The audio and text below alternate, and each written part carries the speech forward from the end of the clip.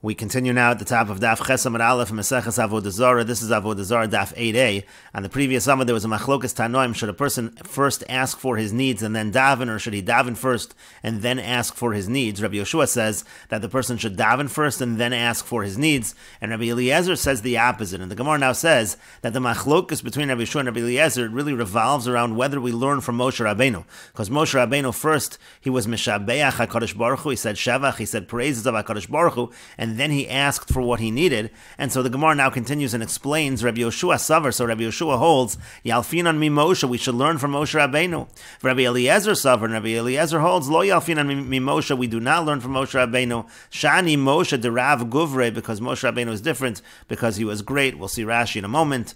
Rashi explains Rabbi Yoshua Savar Yalfinan mi Moshe. Rabbi Yoshua says we learn from Moshe Lahasdir Shevach Tchil. Again, Moshe Rabbeinu first he praised HaKadosh Baruch Hu, then he asked for what he needed. And Hilkach therefore says Rabbi Yoshua Yispalel Yud Ches Tchila. The first thing you should do is daven the Shmona Esrei Di'ika Shevach B'Tchilasim, because in the beginning of the Shmona Esrei you have the praises first at the beginning of the Shmona Esrei, so that essentially is praises followed by asking for one's needs. And Rabbi Eliezer says we don't learn from Moshe Rabbeinu the Rav Guvre, which Rashi says means Gedolas Maisa v'Chachmaso Rabba. He had great deeds, great wisdom. V'Noel Lo L'Shabeach U'Lahadif B'Shivcho Shel Melech Malchei Amlachim. So therefore, for him, it's appropriate to praise HaKadosh Baruch Hu. That makes sense. Aval inish bi'alma, but for someone else to do it the way Moshe Rabbeinu did it, mechzi ki yuara, that looks like arrogance. And the Gemara continues with the Bryce, and the reason we're bringing the Bryce is for this following opinion, because this opinion is going to agree with Nachum Hamadi from the previous Amud. V'chachamim omrim, and the Chachamim say, lo kedivrei zeh v'lo kedivrei zeh. It's not like this one or that one. Ela shoel adam tzracha b'shomei tefillah. Rather, what a person should do is he should ask for his needs. He can elaborate upon his needs in the bracha of Shomei Tefillah. The next section is taken out by some. Amar Rav Yehuda Mar Shmuel. Rav Yehuda says that Shmuel says halacha, that the halacha is Shoel Adam Tzrachav b'Shomei Tefillah, that a person can ask for his needs in Shomei Tefillah. And the Gemara continues. Amar Rav Yehuda Bereider Rav Shmuel Bar Shilas Mishmei de Rav. Rav Yehuda, the son of Rav Shmuel Bar Shilas, says in the name of Rav, Ava Bisha Amru Shoel Adam Tzrachav b'Shomei Tefillah. Even though they say that a person asks for his needs in Shomei Tefillah, Aval in Bolomar B'Sof Kol Bracha Bracha Me'ein Kol Bracha Bracha. But if at the end of every bracha he wants to add on, elaborate something to do with the same content of that bracha, Omer, he can say that, he can do so. And the Gemara continues. Amar Reb Chia bar Ashi Amar Rav. Reb Chia bar Ashi says that Rav says, Aval Bisha Amru Shoel Adam Tzaracha b'Shomei Tefillah. Even though they say that a person asks for his needs in Shomei Tefillah, Im yesh lo chol b'soch beisu, if he has somebody that is ill inside his house, Omer b'birchas cholim, he should say it in the bracha for the sick, in the bracha of Refoinu. V'im tzarach leparnas, if he needs sustenance, Omer b'birchas hashanim, he should say it in the bracha of mevarech hashanim. And the Gemara continues. Amar Rav Yoshua ben Levi. Rav Yoshua ben Levi says, Ava Bisha Amru Shoel Adam Tzracha b'Shomei Tefillah. Even though they say that a person asks for his needs in Shomei Tefillah, Avolim Bolomar Achar Tefillah. But if he wants to say after his Tefillah is over, Afilo Kaser Yom HaKippurim Omer, even if he wants to add on a lot, like what we said in Yom Kippur, he can do so. And Rashi explains, Me'ein Kol Bracha Bracha, you can add on something similar to the content of that bracha. Im Hoye Meshakech Talmud, for example, let's say a person is forgetting his learning, Marich B'chonin Hadoas, he can elaborate in the bracha of Chonin Hadoas. In Baal Tshuva, if the person is somebody who's a Baal Tshuva, he repented, Marich B'harotza B'shuva, so then he can lengthen, he can elaborate in the bracha of Rotza B'shuva, V'chein Kulan, and that is true by all of them. And the Gemara continues with the Mishnah, V'elu Eidei and Shal Ovdei Kochavim. The following are the holidays of the Ovdei Kochavim, of the idol worshippers: Kalanda, V'Satranura, V'Kartisim, V'Yom Ginusia Shal Malchehem, V'Yom Haleida, V'Yom Hamisa. The first three are the names of various holidays. Yom Ginusia Shal Malchehem will be explained in the Gemara. Yom Haleida is the birthday of the king, and Yom Hamisa is the anniversary of the death of the king. Divrei Rabbi Meir, these are the words of Rabbi Meir. Rashi explains, Ve'elu Eidei and Da'asur and Gimel Yom Lefnei. And again, we said at the beginning of the Masechet that 3 days before the holidays, you're not allowed to do business with the Ovdei Kochavim. These are those holidays. Kalanda v'Satar Nura, Kulu Mefarish b'Gemara. All these will be explained in the Gemara. V'Yom Haleido Shal Melech. Rashi says again, the birthday of the king. Osen Kol B'nei Malchuso. Everybody in the kingdom. Yom Eid Mishana L'Shana. They would make a holiday every year. Umakriv and Zavachim, and they would bring sacrifices. And again, all of this is the opinion of Rabbi Meir. V'chachamim omer, and the Chachamim say, Kol misa sheyesh ba sreifa, if the death of the king is one which involves sreifa, they used to burn all of the items of the king, so they wouldn't be used for future kings. So if that's the case, yesh ba avodas kochavim, that's already considered to be like idol worship. V'she'ein ba sreifa, but if they didn't burn the items of the king, ein ba avodas kochavim, that is not considered to be idol worship. Rashi explains, Sreifa shesarfu olav klei tashmisho kederech hamalachim. Again, they would burn klei tashmisho, his items, the things that he used, like the way that they do by kings. So then if they do that, yesh ba avodas kochavim, that is idol worship. Kilomer, what that means to say is, so hayom ovdin avodas kochavim, that would then be a day that they worshipped idols. V'hu lahen yomei, that was a holiday for them. V'chein mishana l'shana kol yemei, and that was true again.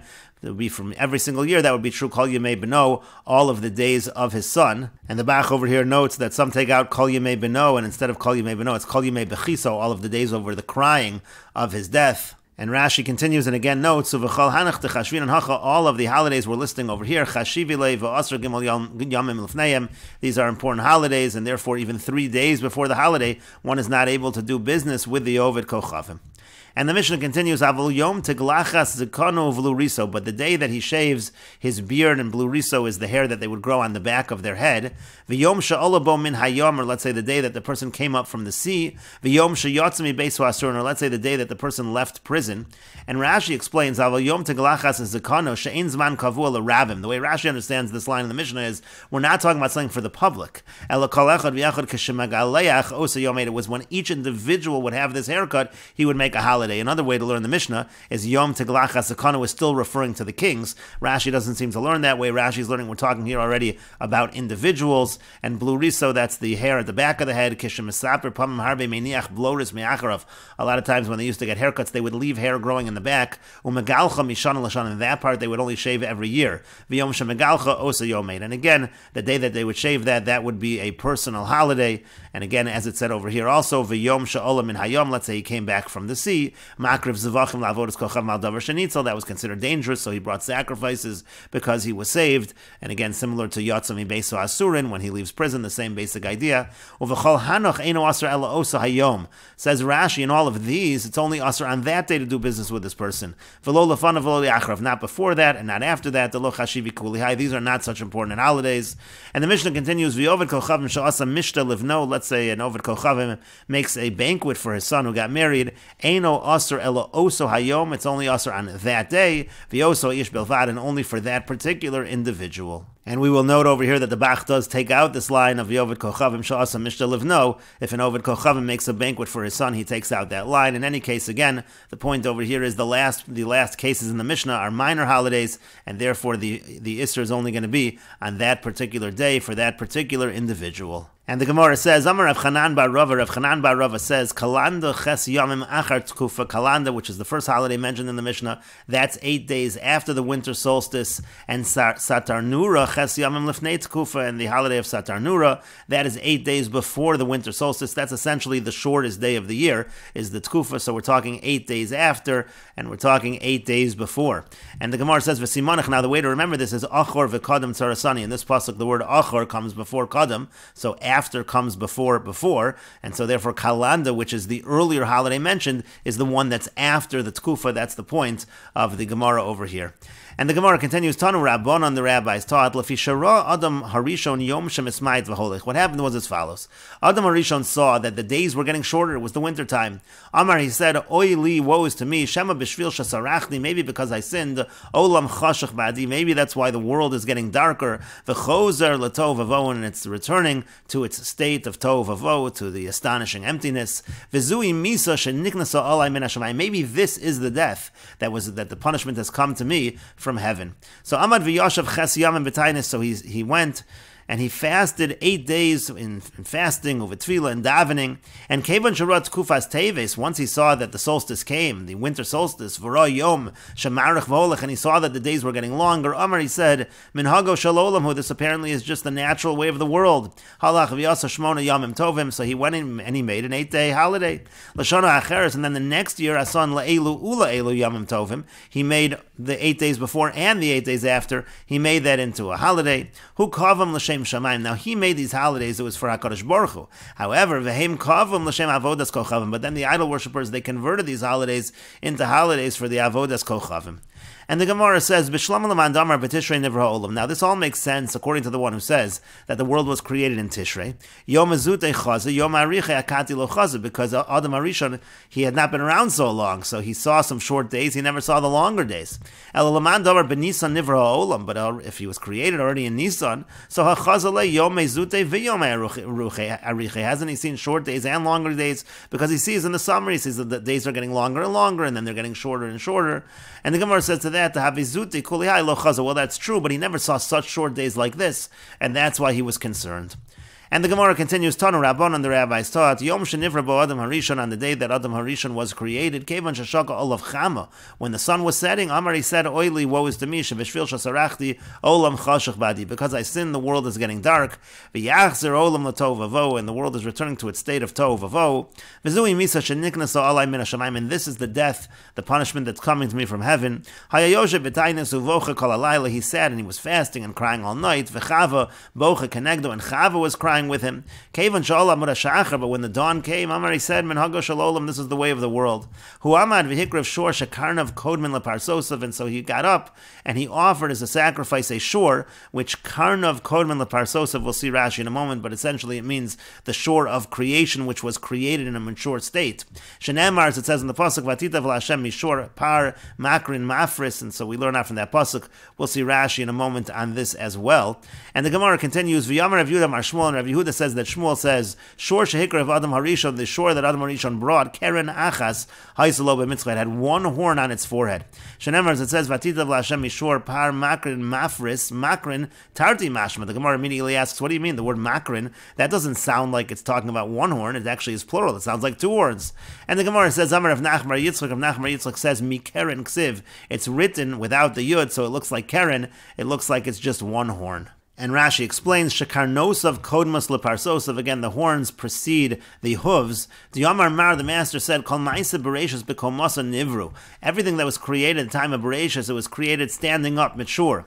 Shor im karnav migudolin, meaning, let's say, by an ox, it already had the horns. V'kevan sheyotza rosho tchila, so since the head comes out first, nimsu karnosav kodmas leparsosav, that's why we call it, that the horns come before the hooves.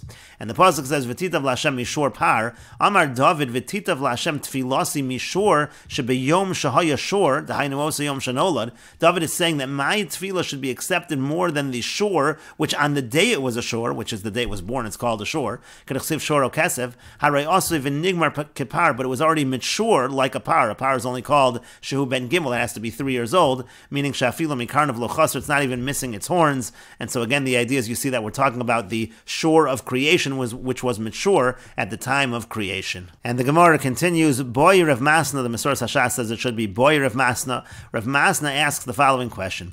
Romi Sha'asta Kalanda, let's say you have Rome, they're making this holiday Kalanda, these are all Roman holidays. V'chol ha'yoros hasmuchos la, mishtavdos la, but then you have other cities, villages that are near Rome, that they are serving Rome, so osan ha'yoros hasuros ha'mutar, so what about those villages? Are they also forbidden that day to do business with the Ovdei Kochavim, or is it only Rome proper?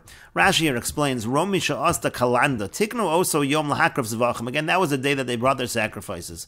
V'chol ha'yoros hasmuchos la l'Romi. Now, all of these cities that are near Rome, Yodin Anu Shein Mishtavdos la l'Romi Litan Hamas, they all pay taxes to Rome. They're all meshubit to Rome. Ulahavi Lahen Kol Tzarchein, they bring all the needs to Rome. Avalosan ha'yoros Einos and Kalanda, but it happens to be that those villages don't celebrate Kalanda. So mi have Osir Loses Veloses Imaim. Is it Osir to do business with them? The name of Hoel Mishubados l'Romi, because we should say, since they're meshubit to Rome, Yesh Lomar Mashein Konin Achshav Yaviu l'Romi Lakrivan B'nei Romi. So maybe we should say that whatever they're buying now, they're going to bring it to Rome, and it's going to be brought, it's going to be offered by the people of Rome. O Mutaris, or do we say, no, it's Mutar Hol Vein Makrivan Hain Vein Yom Eid Zeshalan. Since they're not bringing any offerings, this is not their holiday, so maybe that's not going to be a problem. That's the question of the Gemara. And the Gemara continues, Rabbi Yoshua ben Levi Omar. Rabbi Yoshua ben Levi says, Kalanda Asura Lakolhi. Kalanda is something, it's widespread, so to speak, it's Asur for everyone. Rabbi Yochanan Amar, Rabbi Yochanan says, Ein Asura Elalo Belvad. It's only going to be forbidden with those who worship, meaning those from Rome, and no one else. And the Gemara continues, Tana Kivase de Rabbi Yochanan, we have a brisa like Rabbi Yochanan, that it's only the people from Rome. Even though Rome is making this holiday kalanda and the villages nearby are meshubit to it, but still kalanda, it's only asur for those who worship it. And the Gemara continues, Satarnalia v'kartasim v'yom ginusia shel malchehem v'yom shehom lechbo melech. All of these days, again, they were mentioned in the Mishnah as well, these holidays, and Yom Genusia Shel Malcheim, and the day that the king became the king. So, Lefanav Aser, Achar of Mutter. So, before the holiday is going to be Aser, it's going to be forbidden to do business, but after the holiday, it's Mutter. V'yovid Kochavim Sha'asa Mishta Levno, and let's say an Ovid Kochavim, he made a banquet for his son, Ein Aser Ela Oso Hayom V'yoso Ish. It's only going to be Aser that particular day for that particular individual. And Rashi explains, V'satarnalia v'kartasim, Sefer de Brisa, this is all the end of a Brisa, V'kula mefarish l'kaman, everything in this Brisa is going to be explained. And the Gemara continues, Amar Ravashi says, Afanon, Nami Tanina, we learn the same thing in our Mishnah. To Katani, because it says in our Mishnah, Yom Teglacha Zekano v'liriso, at the time that he shaves his beard and his hair, V'yom she'ola bo min hayam, the day that he comes back from the sea, V'yom she'yatzu bo mi beis ha'asur, and the day that he leaves prison, Ein Aser ela osa hayom bilvad, V'yoso aish. It's only Aser on that particular day, only also for that particular individual. Rashi here explains, Afanon Nami Tanina, we have a Mishnah as well, Ki Rabbi Yochanan. This Mishnah is supporting Rabbi Yochanan. The point of bringing this Mishnah is to say that the villages, let's say, that are meshubit to Rome, it's still going to be mutter for them. That's what Ravashi over here is bringing. So again, it said it's only Aser Oso Hayom Bilvad V'yoso Aish. And so he explains as follows. Bishlama Oso Hayom, I understand when you're saying only that day. La'afuke Lefanav Ulachar, you're saying only that day is Aser, not the days before or after. Ela Oso Ha'ish, but if you're saying only that particular individual, so La'afuke Mai, what is that coming to exclude? Lav La'afuke Mishubadav, isn't it coming to exclude anyone who's mishubid to that particular person? Isn't that the point of that line, similar to those who are mishubid to Rome? And the Gemara says, Shema Mino, indeed we do see this idea from the Mishnah. And the Gemara continues, Tanya, we learned in a Brisa, Rabbi Shmuel says, Yisrael shebechutz la'aretz, if you have Jewish people outside of Eretz Yisrael, of the avodas kochavim b'tarahin, they really are considered to be worshipping Avoda Zara in innocence. Rashi explains betara, kolomar, what it means to say is below kavana, they don't have intention, ve'en sam malev, they're not paying attention properly, but really what they're doing, it's considered sort of like they're worshipping Avodah Zara. That's what it means, betara, and they're doing it in innocence, but they are doing it. And the Bryce explains, Keitzad, how so? Over kochavim shasa mishter levno, let's say an over kochavim makes a banquet for his son, v'zimin kol Yehudim shabiru, he invites over all the Jews in his city. Afa b'sha'ochlin mishalahen, v'shosin mishalahen, even though they eat from their own kosher food, they drink from their own kosher food, v'sham mishalahen omin lefneim, and it's their own attendant who's serving and standing before them. Ma'aleim akasav, still, the pasuk considers it as if they've eaten from the sacrifice of the dead. Shenemar, as it says in the pasuk, he's going to call you and you're going to eat from his sacrifice. The Gemara says, but why don't we say that the pasuk means only when the person actually eats from the non-Jew's sacrifice? But if he eats from his own food, maybe he's not considered like worshipping Avodah Zara. The Gemara says, no, Amar Rava says, if so, if that were the case, it should have just said that you're going to eat from his sacrifice. Why does the pasuk say that he calls you? It means mishas kriya. Already from the moment that he calls you, it's problematic. Hilkach, therefore, and Rashi explains, it sounds like from the pasuk that again, when you're called to him, and that it's considered, your own eating is considered as if it is from his sacrifice. And we will continue with this discussion in the next video on Daf Ches Amud Beis.